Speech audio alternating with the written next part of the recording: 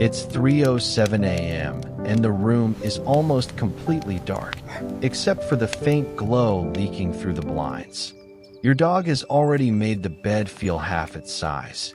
They've circled your mattress once, pressed a warm body against your leg, You don't want and the claimed treat? exactly 80% of the Okay, good blanket night. like it was their birthright. You whisper their name. One ear twitches. They know you are awake. They know you are talking to them. And still, they do not move. Most people look at that moment and think, my dog is ignoring me on purpose. But behavioral neuroscience tells a completely different story. What your dog is doing right now is one of the most complex expressions of attention, attachment, and stress processing in the animal world. And most owners have no idea. Let's start with the stubborn dog theory, because it sounds reasonable. Your dog heard you. Your dog understood you. Your dog simply chose not to listen. Here's the problem. If that were the whole story, then the behavior would be consistent. But it is not. The same dog that ignores you in the kitchen may sprint to you when you grab the leash, lock onto your voice at the park, or freeze the moment you open a treat bag. Dogs are not robots, and they are not little rebellion machines.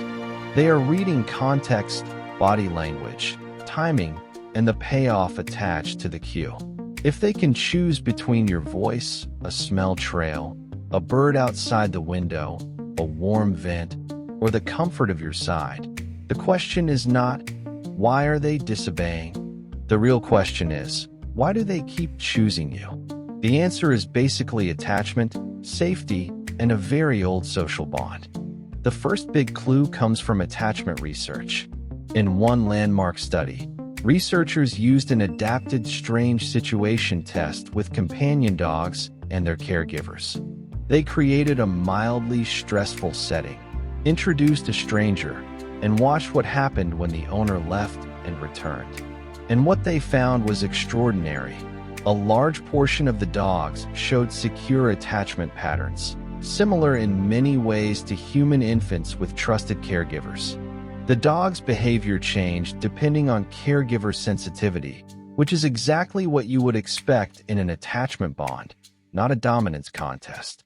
When your dog comes back to you after hesitation, when they check in, when they seem to ignore the world but stay tuned to you, they are performing one of the most fundamental behaviors in attachment psychology, using a trusted figure as a safe base. They are not being difficult.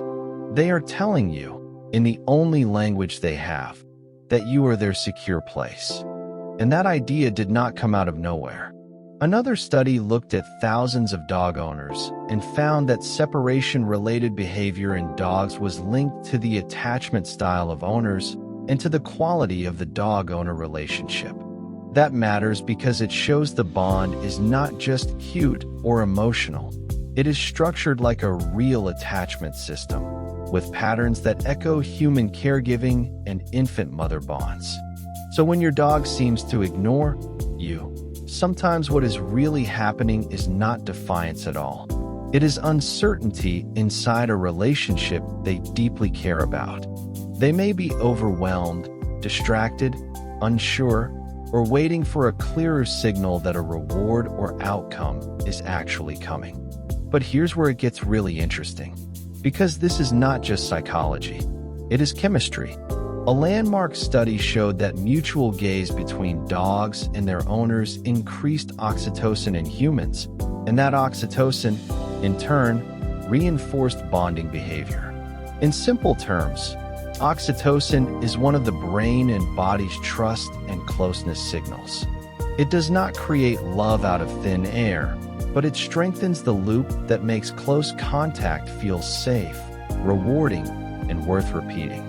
Other research found that oxytocin changed how dogs responded to human faces, making them more socially tuned to people. This co-evolved specifically between dogs and humans over thousands of years. Wolves did not build this same feedback loop with people. Cats did not evolve it in the same way. Dogs did. And now think about what happens over hours of quiet contact.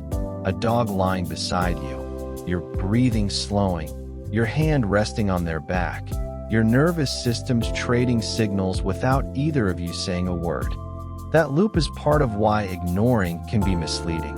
A dog may be weighing your cue against a higher priority social or sensory signal. If the cue is unclear, inconsistent, or buried under stress, the reward system never fully locks in. Research on reinforcement shows that timing matters a lot. A tiny delay in reinforcement can reduce learning success dramatically, and dogs also respond differently to the quality of a reward, not just the quantity. So when a dog appears to ignore a command, the issue is often not attitude. It is signal quality, reward history, and whether the environment has overloaded the learning system. The answer is basically from the beginning. By at least 15,800 years ago, long before agriculture, dogs were already living alongside humans. Ancient DNA evidence suggests the dog-human relationship formed deep in prehistory, and archaeological sites show these animals were being fed, buried, and treated in ways that go beyond utility. These weren't just working animals. They were family. The genetic record also shows that early dogs were distinct from wolves and spread widely across Eurasia, which tells us the human-dog relationship was not a recent invention. It was selected for across millennia. Your dog is not doing something unusual when they stay emotionally anchored to you. They are doing something ancient that survival favored. Now, I want to tell you about a study that nobody talks about because the finding seems impossible at first.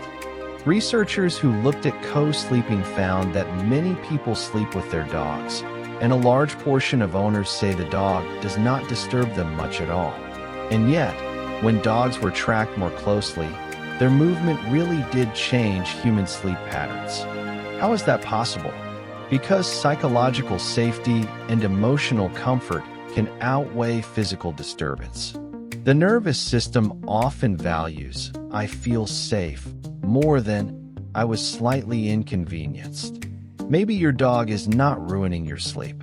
Maybe they are restoring something more ancient than sleep efficiency, a felt sense of safety. And this is where it gets deep. A recent study found that dogs and owners showed linked heart rate variability, or HRV, during interaction. HRV is a measure of the variation between heartbeats, and higher HRV is generally associated with relaxation and recovery.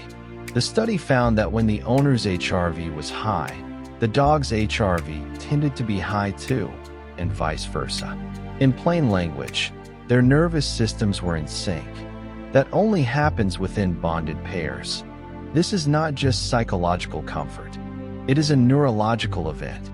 When you sit there at 3 a.m. with your dog pressed into your legs, the science says something remarkable may be happening underneath that simple scene. Attachment chemistry, autonomic synchrony, and a feedback loop built over thousands of years. Your dog is not ignoring you because they do not care. Often, they are ignoring the noise because they care so much, or because the signal is confusing, or because the world around them is louder than your cue in that moment. There's one last thing I need to tell you, and it might be the most important part of this video. If your dog has been doing a familiar behavior for months or years, and one day they stop, don't brush it off. Dogs are creatures of habit. When a deeply established behavior changes overnight, there is usually a reason. It could be environmental, a new pet, a new person, a louder house, a different schedule, even a change in where they sleep. It could be physical pain, which often shows up first as behavior change, not limping. And in older dogs, cognitive decline becomes a real concern. Your dog does not have language. Behavior is the only way they can tell you something is wrong. So the next time you wake up at 3 a.m. with exactly 6 inches of mattress and 80 pounds of dog pressed against your legs, remember what is actually happening. 15,000 years of evolution. A neurochemical loop that no other species shares with us in the same way. An attachment system built to mirror the bond between parent and child. All of it pointing to one thing. Sleeping beside you is the safest place in their world. And honestly, the science suggests it may be doing something for you too. If this changed how you see your dog, subscribe to Pause Physiology and drop a comment below. I want to know where your dog sleeps tonight. And if you want to understand why your dog sometimes stares at you instead of coming when called, that is the next video. And the science behind it is even stranger than you'd expect.